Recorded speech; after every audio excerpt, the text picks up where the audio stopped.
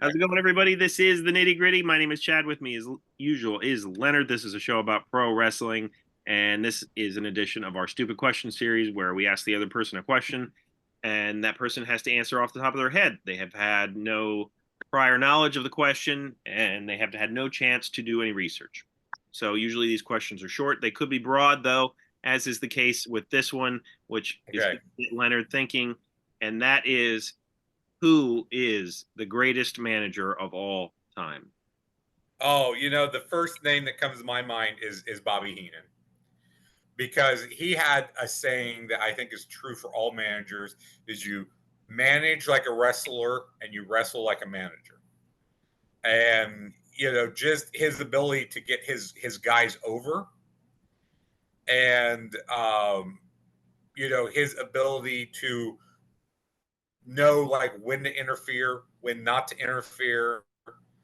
And of course he's one of the greatest, talkers of all time too. So that helps, because he's not only good at getting his guys over at ringside, but also on the mic. So Heenan comes to mind immediately.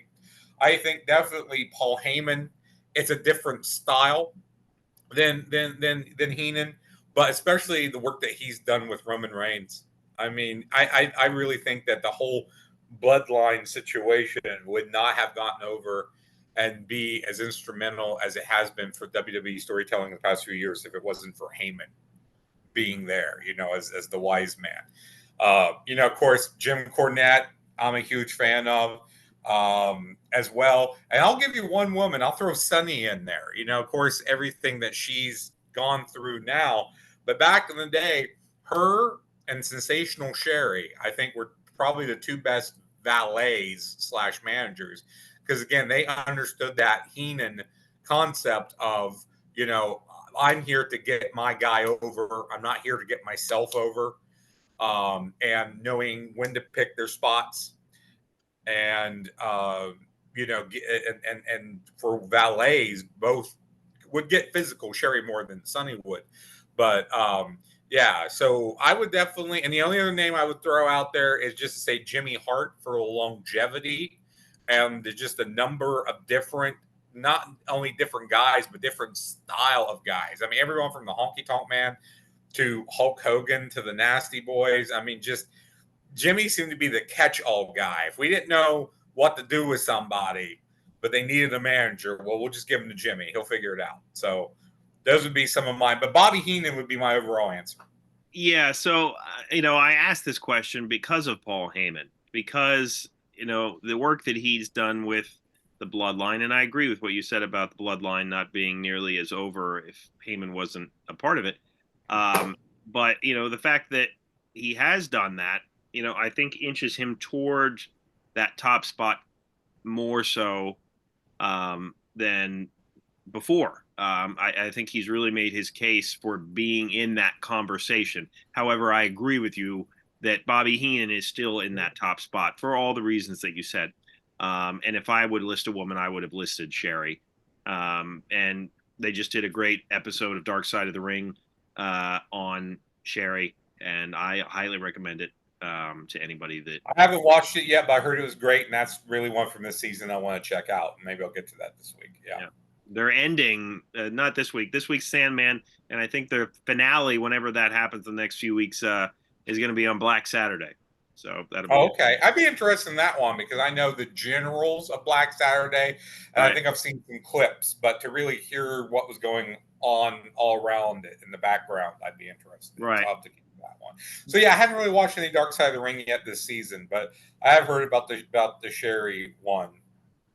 Yeah, so I would be interested in. I mean, she was great, and for all the reasons you said. So I think Heyman is making his case for being one of the greatest of all time in that respect, and the thing with Heyman is the fact that if you look at what he's doing now as opposed to what he was doing in like the early 90s, it's similar but different.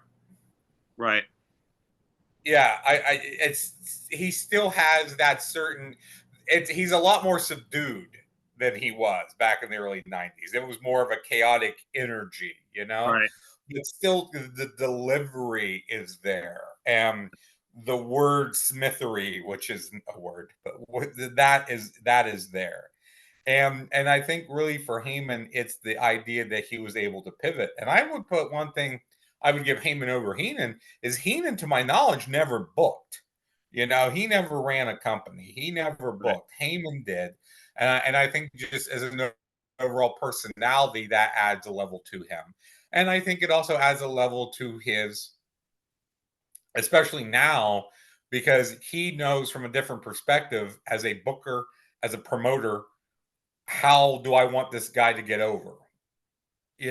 It's a little bit different than just blankly, I want this guy to get over, as opposed to, I want this guy to get over in a certain way for a certain Right. reason, for certain purposes, if that makes sense. It's that I think Heyman sees the bigger picture more because he has had, and Cornette's the same way. I think he sees the bigger picture more because again, he's been a promoter and an owner and a booker and has that background. So not to take anything away from Bobby Heenan, but that would be maybe an argument that you could make for a Heyman is he sees more of the bigger picture, where Heenan was just more about getting his guy over.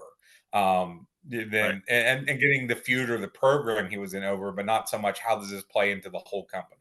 Right. No, that's a fair point. Yeah. So let us know what you think, who your favorite managers are, who you think the best ever is. Check out our other episodes, Segment Surgery, What's That Card, Random Match Reviews, our full length episodes. We are also available wherever you listen to podcasts. And please hit the like button, subscribe to our content. And for Leonard, my name is Chad, and we will see you next time.